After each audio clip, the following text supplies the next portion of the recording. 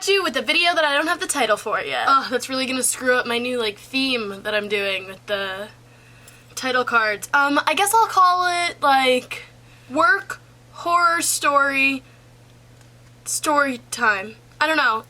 Okay, so I hate to come into the year, the new year being, and the new decade being so, full of hate and pettiness and anger, but genuinely, like, I'm not feeling any of those things.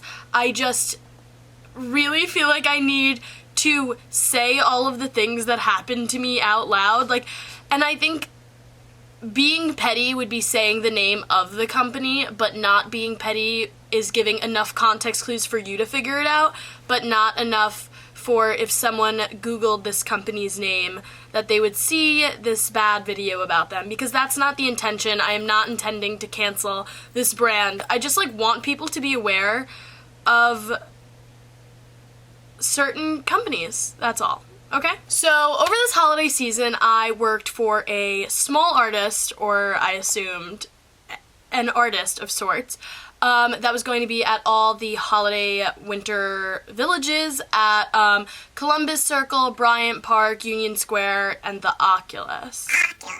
Most of the company is pouches and, like, selling these pouches that have funny sayings, essentially. And I thought this was a really good gig. It was $20 an hour, and all you have to do is, like, be personable and, like, sell pouches, which I can definitely do. I've been a waitress for a long time. I was a hostess. So I saw the job listing on this girl's Instagram who sells the pouches, who is the brand. Her name, we'll call her Jen. Let's call her Jen. So Jen's Instagram is also the company's Instagram, and she posted the job listing on there, and I followed it because I was actually a fan of the brand and have multiple of these pouches. So I was in need of a job, so I emailed her. I was like, oh, I'm looking for a position, blah, blah, blah, and she emailed me back right away, and I, like, had the interview that Friday, and we were all set up for me to start working the holiday season. So I start working, and it's so great. I have, like, multiple texts. I have receipts on my laptop. So her husband was a big part of the company. He, like, made a lot of the deliveries, and, like, I spoke to him a lot. So at the end of your shift, you would always text him, like, the pouches they might need for the next day or the weekend, and I was pretty on top of that, I'll do say so myself. And so this Jen woman, she's like 60, and she had her 60th birthday while I was working for her. She invited all of her employees to this party, and there was supposed to be, like, a nude model, and you were supposed to, like, bring your sketch pad and draw, and that's, like, honestly, so hearing all of that stuff and, like, knowing her and hearing the way she spoke to people, I was under the impression that she was really cool. Like, I honestly looked up to her while I was working for her, because she had no filter. Like, she would say exactly what she wanted, and I was really, like, into it. I was like, wow, like, this boss lady, like, she sells, like, all this stuff, and, like, she doesn't take shit from anybody, and, like, blah, blah, blah, blah, blah. But I started, noticing that that was her toxic trait, because even the way that she would speak to customers sometimes, like, so she didn't want them to take photos of her pouches and things like that so that they couldn't steal the sayings. And I would be like, oh, hey, I'm so sorry, like, please don't take any photos, to customers that were taking photos. And mind you, there really isn't any sign. There was one sign in one location that I worked at. And so she would always be like, excuse me, how do I expect to make a living if you're gonna take photos? That's what she would say to people who were her customers. And I remember being like, oh, that's cool. And then, like, later on reflecting and being like, maybe that's mean. I was done working a shift one day, and I texted like, oh, I'm all done, like, blah, blah, blah. And then he said, aren't you coming to Jen's party? And I was like, oh, I totally forgot, like, I have a paper due tonight, like, whatever, like, sending birthday wishes. And then he was like, no problem, you're making everyone look bad working these crazy shifts. And then the next text I have from him says, I will look into it, but you might have broken a record. That was for sales. He's referring to the fact that I may have broken a record for sales for Jen's company, which has been around since the 90s. I mean, I don't know if he was referring to record-breaking sales, like, that week or that holiday season, but he made it seem like it was a really big deal. That day I had sold 40 pouches to one person and a $120 bag during like a 4-hour shift. Also, sometimes Jen would come in to the location because she had the next shift after I worked, and she'd be like, oh my gosh, it's so neat. Like, how do you keep it so neat in here? And she would come in and say, oh my gosh, all the totes are gone. You're so good at selling the totes. So this whole time I'm being talked up by these workers, right? And like, I'm always put like I'm like working double shifts on the weekends sometimes during the busiest hours. I actually trained on a Saturday at our busiest location at Bryant Park, and I remember being like, okay, this is totally fine, and then being like, I can't believe like that was your training session, like you're so like good at this or whatever. And I was like, thank you, like I'm just selling bags, like I got this, don't worry. So one day I was talking to one of the other girls that worked there, like in between us switching shifts. I said to her, oh my gosh, like I was so bored this whole time, like I've just been neatening piles over and over again. She was like, oh, I've got my planner and my book, like I'm gonna sit here and like blah blah blah. I was like, okay, cool. So I was learning because this girl was like older than me by some years and she seemed to know what she was doing, so I followed her lead, like kind of what you're supposed to do when you're not given information about the things that you can and can't do. The one thing that Jen told us that we couldn't do was be on our phones while we were at work, so I was not on my phone at work. And I've been a waitress, as I said, like I've worked in tons of other places, and I was always allowed to read while I wasn't doing anything. So I started reading while I was at work after that conversation I had with the other employee, and it was never a problem. In fact, I was reading a book about Seinfeld and a man came up to me and we started talking all about it, and turns out I got a text that the next day he came back and brought a book about Festivus, which is like a Seinfeld thing, to me, and like brought it to the booth that I was working at and left it there for me, and I actually haven't picked it up, and I feel really bad for that man who came all the way there to give me a book and then I never got it. But it was because I didn't get any more shifts because Jen sort of fired me.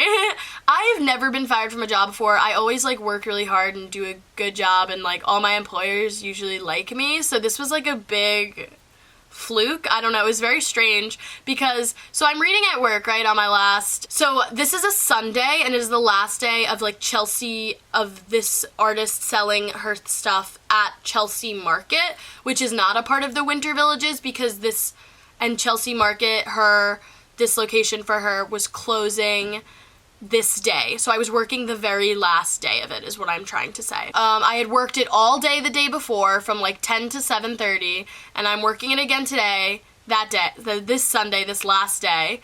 And I was running late, but Jen doesn't know this, by the way. I texted her husband, not like to be sneaky, like at all, but her husband was just the person I was in contact with a lot, because he, I don't know, knew about all the things, and I don't know. So I texted him, like, oh my gosh, I'm running late, blah, blah, blah, and he was like, don't worry, like, I'm here, like, it's all fine, like, all good and dandy, like, blah, blah, blah. So I'm like, okay, cool. So I get there, I'm working, I'm making sales, like always, everyone around me, like, I'm talking to all the small artists, like, we're chilling, we're vibing, like, it's this whole thing. So then, like, there are lulls in when there are people, because a lot of what Chelsea Market is like buses bringing tours of people in, and then so there's like a rush, and then there's a lull, and a rush and a lull, blah blah blah.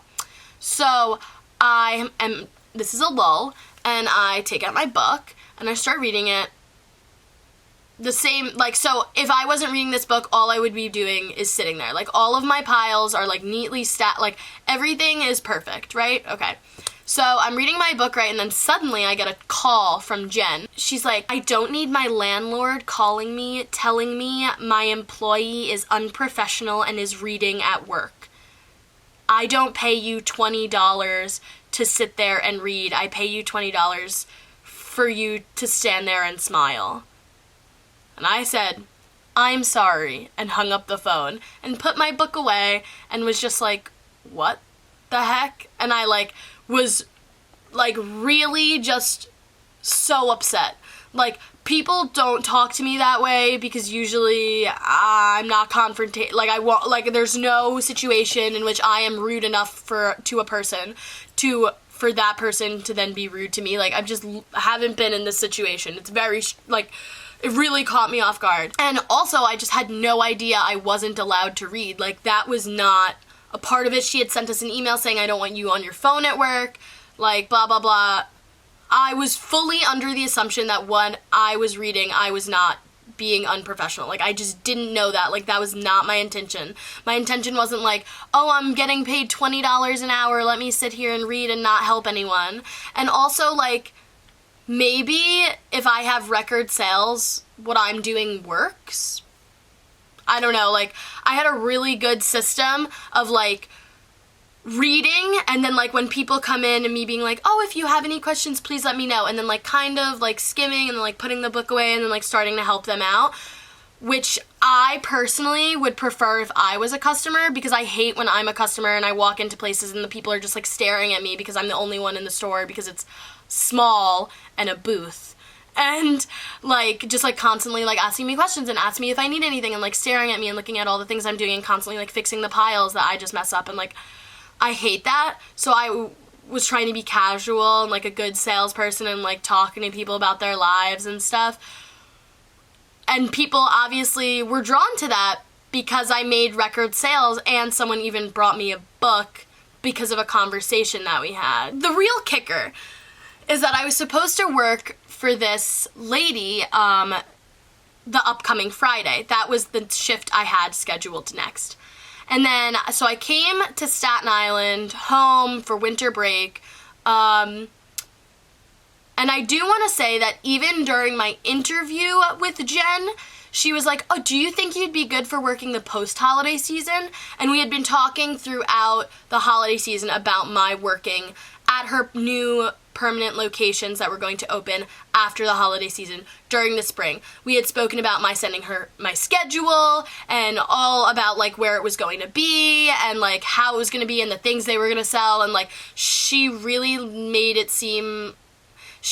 told me I had this job, okay? Like, so I'm at home in Staten Island for winter break, and I know that I'm scheduled to work there on Friday. I plan on coming in, like, the Thursday before, so Thursday night, so I can work Friday morning at the shift I have scheduled. Suddenly it's Thursday and I check my, like, when I work scheduling app for the company, and I'm not on the schedule and someone else has my shift. And then I was like, oh, like, weird that the schedule hasn't come out for next week yet because the schedule started on Saturdays. And I'm like, I go check and the schedule has come out and I'm just not on it. And so I email her, like, hey, can I send you, I need to, like, read this verbatim because, like, what she says to me is just so unprofessional.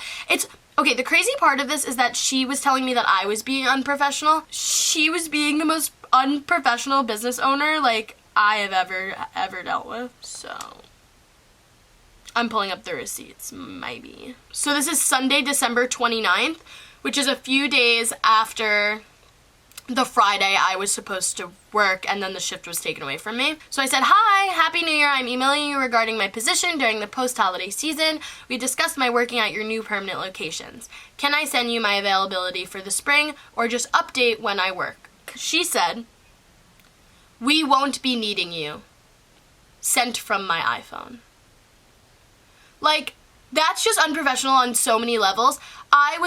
She set me up to work the post-holiday season and then didn't tell me I wasn't working it. And then when I inquired about it, she just said, we won't be needing you. Not any preface, not anything about, oh, like, you were reading at work, like, that was unprofessional, like, I don't want you, like, blah, blah, blah, blah. Like, nothing like that. Literally just rude. And then I noticed recently, so I was supposed to get paid for my last shifts that I worked, those 2 days that I worked all day, and then my last day. On Friday, January 3rd. That was supposed to be my last paycheck. And then I didn't get anything, and I was like, okay, I'll look into this, and it turned out that my pay stub reflected $0, and then it reflected that I worked 0 hours. And I was like, that's just not true, so I texted her, right? Right, am I right? Hi, Jen. My January pay stub reflects no worked hours, blah, blah, blah, blah, blah. I have the hours if you need them for the records. Please tell me what else I can do to assist in my compensation. And then she read it and then didn't answer it ever. So that was on January 6th. Then she emailed me 2 days later, and she said, "Can you please send me the details of the shift you were not paid for? I'm in Asia, but I will try to figure it out from here." And I responded, "I worked at Chelsea Market from 10 to 7:30 on blah, blah, blah, blah, blah." Like, so but at this point, you're like, okay, let me just pay this girl who I was rude to and who made me a lot of money. That's what she should just be saying in her head. Like, oh no, I messed up the pay stub. I can't pay this girl who was really loyal to me and even brought her friends to some of the locations while she wasn't working for them to buy things. So then she sent me, "As soon as I can connect to Wi-Fi, I will check on this and file an off-schedule payroll for you. But to be clear, really, you mostly caught up on your reading." I was reading for like, first of all, like reading, like looking at the book and then like looking up to see if there are people and then looking back at the book and then like flipping a page and then looking back at, like being very attentive even though I'm reading. Like I'm not an idiot, you know what I mean? I'm not just reading and like staring at the book and like not looking at the people. Like, obviously, like, I made you a lot of money. Like, stop being so rude to me over email, Jen. So, I was over being this, like, conforming girl, right? A phone call. So, I sent her back this email, right? I say, "I appreciate it, but I did not get much reading in, I assure you. I do want you to know that I was truly unaware that it was unprofessional to read at work, as I have done so in several other work environments, and you never made your employees aware of this rule. I was aware of your no phone policy and stuck to it. I personally apologize to the landlord and to you and to your husband. I was told by you and your husband many times that I was one of the top salesmen working this season, and that I possibly even broke records in sales. Suddenly removing me from the post-holiday season schedule when we planned on my staying with the company is unprofessional, and I did not complain earlier. I do not know why you're treating me like this when all I did was get you sales and work double shifts on weekends. Thank you for paying me the hours I worked. Enjoy, Asia." So, like, honestly, I would have let this just go to the wayside. I would have just accepted this as, like, learning experience and been like, I guess some people are people and like let's whatever. But the fact that she like continued to be rude to me, like after after she like was rude to me so many times by like letting me go but then not telling me, and just like overall being rude, and then for her to do it like again after I was just like so kind and was like, "Hey, like you didn't pay me for these hours I worked," and she's gonna like try and like make me feel bad about reading, like, and that like she shouldn't be paying me for reading, even though like, what? Anyway, I needed to like get this off my chest and talk about it with someone. I don't want to cancel her.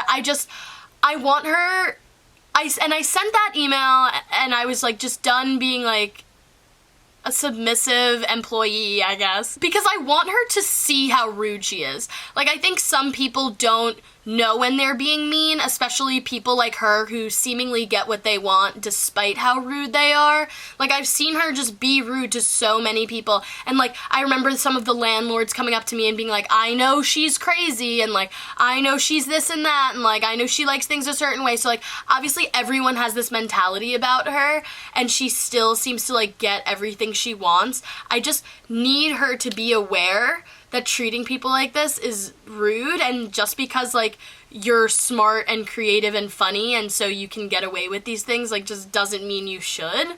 And that's all I have to say, and I feel better now, and I hope you guys were entertained somewhat. But the point is now I'm unemployed and have to pay New York City rent.